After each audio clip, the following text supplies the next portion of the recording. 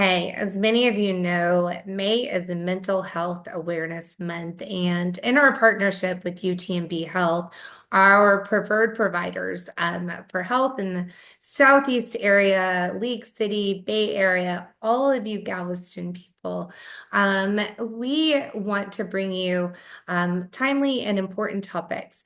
Um, and this one is going to be specifically personal for me. So I'm going to ask for your grace and your patience in advance. And I'm also going to throw out a warning. We don't often throw out trigger warnings, but today we are speaking specifically to death in a family, child death. So if those are things that trigger you, um, or if you have little ears around, this may be the time to push pause.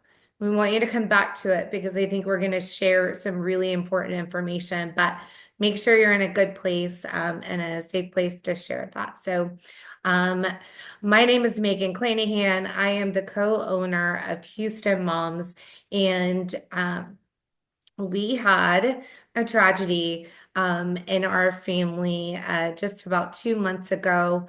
My 11-year-old niece passed away unexpectedly, and it came up in our house, obviously, about how we need to speak to our children about death and how do we even deal with the death.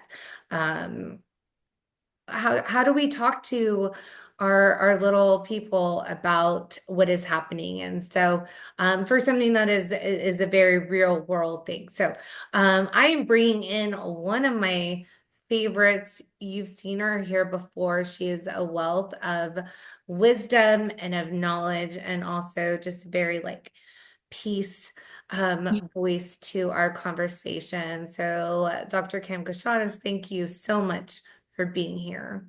Yeah, absolutely. Thanks for inviting me back. Anytime. When we were thinking about this topic, and a lot of these that we do, there are some that are, that speak to me personally, and then there's some that is information sharing. This one was one that obviously is very personal to me, and so hopefully we can do it justice. So to give our audience a little backstory, with keeping the respect and privacy of my family. But um, in February, we got the call that nobody wants to get. That call at, the 5 a.m. call, where you're scared to pick up the phone. Um, and I prayed that it was a butt dial. And it wasn't. And my 11-year-old niece sadly just unexpectedly passed from this world. No preparation.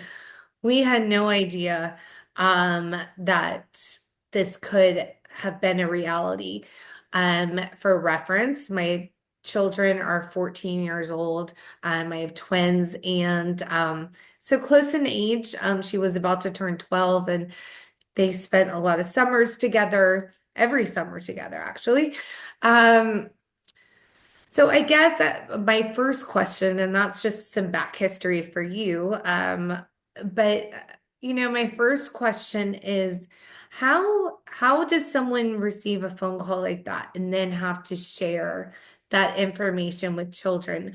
What would be your first kind of steps of like, I mean, we're kind of going on instinct and adrenaline and whatnot, but what would be your advice to somebody who gets that call? Whether it's, obviously ours was very tragic for a child, but for even a grandparent or not even, Yeah, but you know what I'm saying?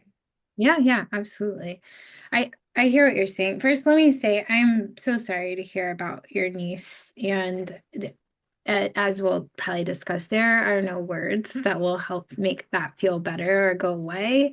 Not at least the ones that I can give, but it's so difficult, and our historically our culture in the United States especially, we're not that great at talking about this stuff. We haven't been. It's getting better, and as we get more experience with different cultures and we get more connected with people and that grew up differently, we've learned a lot about how to communicate around this stuff, but it is so hard. So I have to say that too. The 5 a.m. or any time of day call that you don't want to get is not ever going to be easy or well timed or make sense to anyone. That's part of the nature of these kinds of things is that they are unexpected. And even when they are expected, it's still, there's this piece of us that hopes it's not going to happen. So it can be really tough. Um, the short answer to your question, I'd say, is probably let the adrenaline settle first before you approach your kids about it. Because when a kid is experiencing or processing death, it's really important that they feel safe when it's happening. And so, like you said, if you're like reeling from what happened, they're going to absorb that. So, not saying you need to be stoic and like perfectly emotionally stable when you discuss this, but it does help to like give yourself a little bit of time to give yourself some deep breaths and some, moments to cope and talk with your supports before approaching your kids, and then also thinking through what you're going to say when you do say it. Yeah. No, I think that's such sage advice. And I'm thankful for instincts kind of as a mom where there are certain things that kick in and you're like, okay, this happened. We're gonna take a minute. And however I got my kids off to school that day, well, one of them. The other one has like a weird instinct about what's like when like the energy's off in the house. Like she's probably gonna be you. Like Good. We need more of them.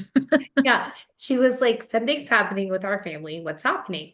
You know, um, my son went to school and we got him there and he was so I was grateful to have that time to process Mhm. for him. But um when we're sitting down and having that conversation, the kind of that calm, rational, not, I mean, how do you balance the calm with also expressing that you're sad Yeah. and that it's okay for them to be sad too? Yeah. Well, let me start by I'm going to go back to something you said about your daughter and son and how they kind of the perception and how your daughter picked up on it, your son didn't. He went off to school that day. That's so common. Boys tend to be more impacted socially versus emotionally, and you often see girls respond that way a little more to the emotional latency of what's going on. So that's actually a really common way that that tends to happen. Um, and that leads me into your question, which reminded me of your daughter's curiosity. Like she picked up on the vibes, she knew something was going on, she wanted some information. And so to answer your second question, it's honesty is the best Mhm. approach. So whether you're calm and in shock, whether you're a total mess because you're so upset, those are your real experiences. And you can take as many deep breaths as you need to before approaching this conversation. You're probably still going to have a hard time talking to them in that first time that you're telling them what happened or answering questions if they were a witness to what happened. Those first conversations are really intense. And I tell parents all the time, you don't have to protect them from your emotions. You can cry and be sad and express the way that you're feeling, and you should actually, because that's going to be what models for them how to do that in a healthy way. My advice is to pair that with what you're going to do about it. So, Mm. and even if you don't know, being able to say that, like, I don't know how I'm going to get through this, but I am, and we will, and being able to communicate, like, I'm really, really sad right now. I'm going to take some time later just to hang out with y'all. or I'm gonna take some time to like take a hot bath and relax, and just communicating, I feel this way and here's how I'm gonna cope with it in a healthy way. Thank you. I mean, those are such good words because I think a lot of it is, you feel like you don't want to share too much about how you're feeling, but at the same time, like I want them to be like healthy members of this society that it's okay to feel this pain. That's the best way to normalize it, is talk about your own. And there's a line between like making your kids feel responsible for you Mhm. and also making them aware of how you feel. And the second part of making them aware is so important because you're a human too. And they know that. And even if you try to pretend like you got it all together, they know you don't. They Yeah. feel the same things. Well, I mean, because yes, like we have these mom hats on all the time, and mom is just supposed to, or dad, like take care of all the things, and we, and they, I mean, bless their sweet little hearts, because they do live in kind of in this egocentric bubble, right? Like where, I mean, the world Yeah. is just Ryan and Gwen. No offense, Ryan and Gwen. I know you're gonna watch this, but um, I think it's important to understand how, others may be hurting Yeah. and suffering and also understanding, how they're going to cope. So, um, we've kind of mentioned like kind of the sudden Mhm. activity, but like what if, as we're getting up in age, we have grandparents who we may know may not be like there might be a terminal diagnosis. Like, how do you talk to children about like kind of an impending death? Is Yeah. there a good way to do that? Yeah, that's a good question. I think it depends on developmental age. It depends on a lot of things, your culture, your beliefs. But developmental stage is really important. Age is a number, but like maturity and developmental age is probably the most important part there. Usually when kids are younger, like preschool age, before they get to elementary age, they still don't realize death is permanent. They see a lot of like cartoons where, animals get run over and come back to life, that kind of thing. Um, Mhm. Cartoons these days are getting better at kind of being more realistic, but um, they often don't understand the permanency of death. And so you'll get a lot of questions about, like, are you going to die too? What's going to happen? What happens after you die? Like those very curious and sometimes difficult, awkward questions to answer, but really, really common. When is she coming back? When is she coming home? Like those kinds of things. Mhm. And as they get older, usually it's around elementary age, like early elementary, mid-elementary is when they start to kind of understand death is permanent. Okay, like this means they're not coming back. But they still don't necessarily realize it can happen to them or to someone they love. It's like an experience that other people deal with, right? Yeah. And honestly, I think a lot of people get stuck in that part of like, well, it won't happen to me. And that's what makes it so hard to talk about when it does get here. Um, Most kids, though, by the time they're 18, have dealt with the death of a loved one or Mhm. pet, which can be really significant too for a lot of kids. And so it's becoming, and since COVID, it's becoming a more common experience and something that we are talking about a little bit more. Um, Anticipatory grief is the kind of grief you feel when you know something's going to happen, but it hasn't happened yet. And it can be really similar. People can respond the same way they would after a death when something like that's coming down the road. And so knowing that that's normal and kind of preparing your kids, like you might feel lots of different things, you might feel nothing, kind of helping them understand what to expect from their own reactions, that can be really helpful for a lot of kids when they're expecting something. But in any conversation, and I'll go back to what I said a second ago, honesty is the best policy. And I always say take their lead, answer their questions. You don't have to give them more than they're asking for, because they might not be asking something that they don't want to know. Yeah. And so I usually say just go with what they ask and keep it developmentally appropriate. Use the language that they know or that they're using. and kind of explain things in a way that your instincts will tell you like this is at their level versus trying to explain things beyond their ability to understand. Yeah, I think that's so important. And a big part of that, I think, is knowing your children, that they are going to want different things. Um, Mhm. I hate to keep bringing it back, but like I'm just trying to relate. You know, I have like my little like science experiment of twins that, Yeah, boy, girl, whatever. And for my daughter, I knew she needed people to know. And she needed to feel supported in that moment. And so I called the counselors at school. I told them what was going on. I emailed all of her teachers and I said, hey, if she seems particularly teary today, that's just, and not that I didn't do that for my son, I did, but I just knew that she needed to like go and get extra hugs. Like yeah, yeah. that's what she needed. Um, and it was also really important. I'm so glad that you brought up the point about, not giving them more than they need to know. Because they really they don't need all the detail. Like, Unless they're asking, they really don't. and it just, yeah. Let's go back. Okay, we're gonna switch that because I'm gonna get too teary again. Sorry for all of y'all. But thinking of, some kids' first experience with death is going to be the death of a pet.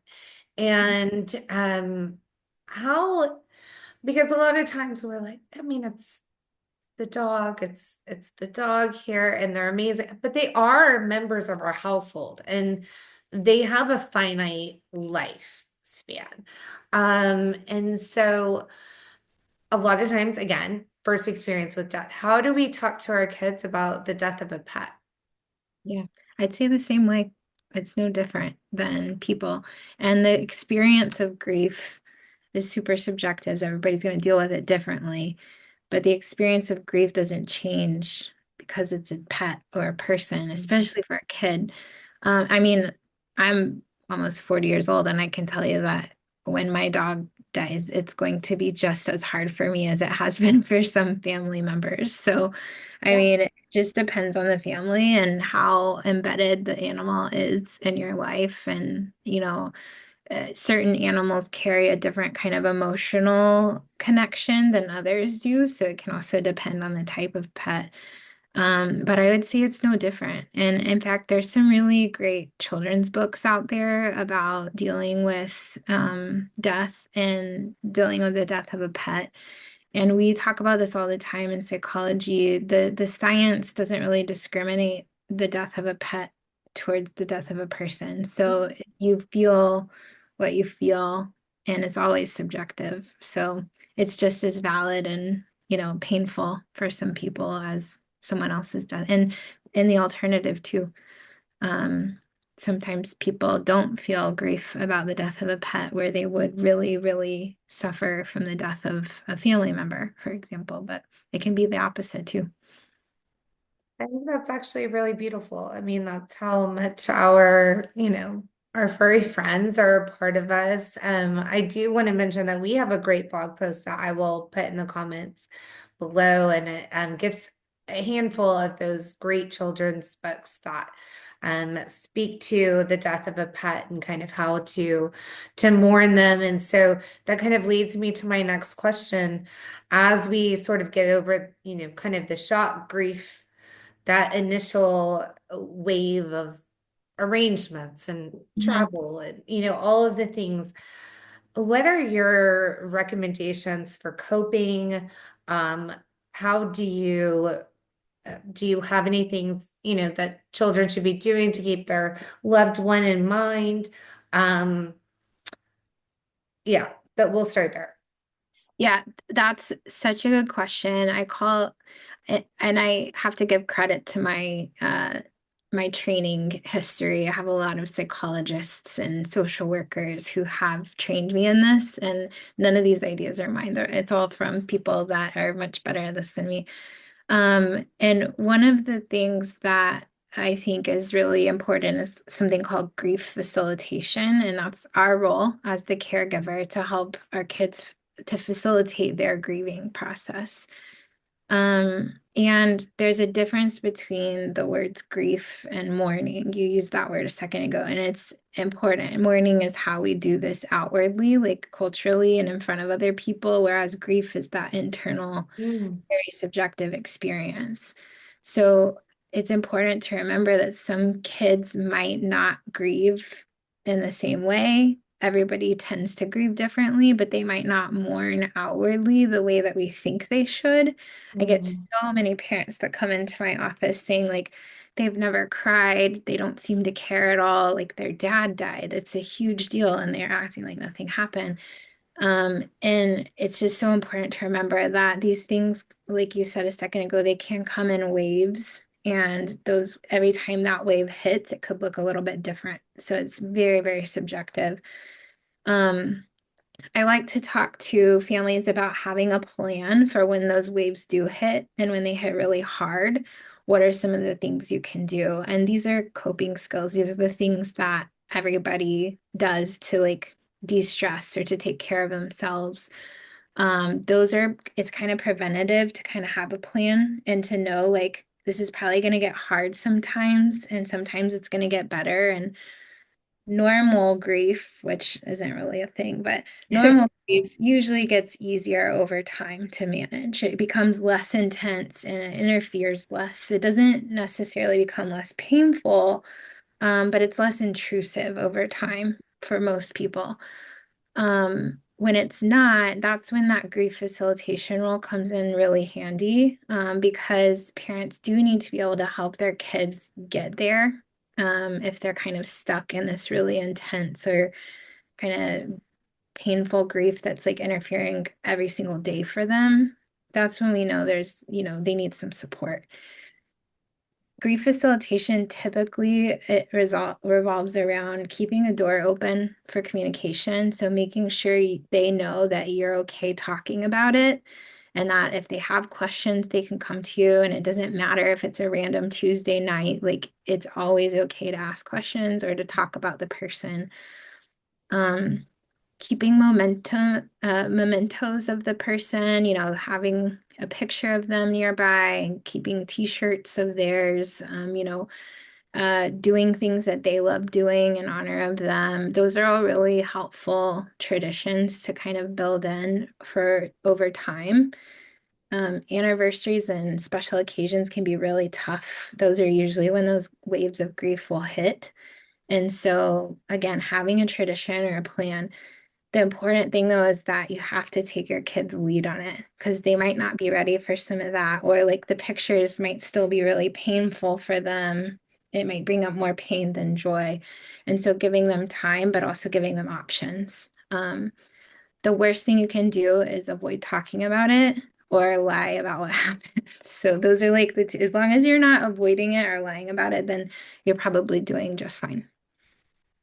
That's so comforting to hear. Because I think again, there's no like playbook for how this happens, whether it's a death of a parent or a grandparent or an aunt, uncle, cousin, a schoolmate. Um, you know, we just kind of roll, which is why I think this resource is going to be so important. Because, God, like you said, at some point they're going to face it. Um, by the time they've grown up. When do you, as a professional, think like this may be beyond like the scope of what mom and dad can handle? Like it has gotten we're in a major grief spiral. Yeah. When is it time to come to somebody like you? Yeah. Um, I'll go back to what I said a second ago, which is like your red flags should really be like this is so intense and painful for them that it's interfering with something on a daily basis. So for the first couple of weeks at a minimum, I would say that's all normal. Like we Mm, all want to just shut down and not function when something like this happens for at least a couple of weeks. Um, when we think about something like the difference between grief and depression, there's a point where it can flip, right? And it can mm, be more of like you're stuck in this.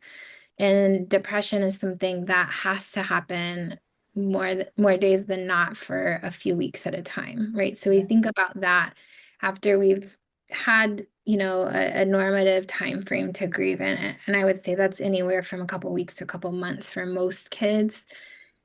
If after that point you're finding that it's still incredibly painful for them, they're not able to participate in conversations about it, they are, you know, withdrawing from the family or not wanting to participate in their normal activities. They haven't been able to get back into their routine or hang out with their friends again. They're avoiding talking about what happened. Even if they can't be present with like those really clear reminders of the person, that doesn't always mean they're avoiding it. But you can usually tell a difference with a kid who like is completely shutting it down, if their grades start to suffer, if you start to see them not communicating in other ways.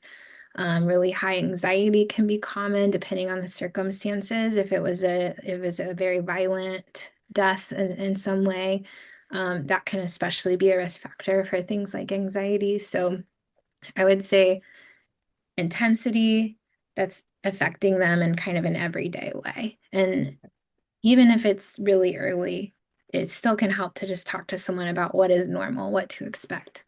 yeah. So let's say we find ourselves in the unthinkable. So what do we call the pediatrician first and then kind of refer to someone like you, or what does that look like if we don't have an established relationship? If you have a really good pediatrician, that's probably a good idea. But I would say most medical providers aren't really trained in this either. Mm, Um, there are good resources in the Houston area, Bo's Place. I don't know if you've heard of that. It's one of mm, my favorite places. They're basically a children's bereavement and grief center, and they are probably the first place I'd look to resources. There are people who kind of specialize in what's called grief and loss, and so you can find therapists who have specific training in that.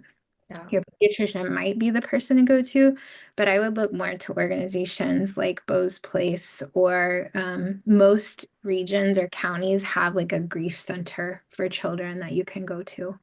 Yeah, and I would say I run a large community group out in Katy, and people post anonymously when they need help, which is like a lovely thing. And so I would say reach out to your network, see who you know, who might be an advocate and asset to you.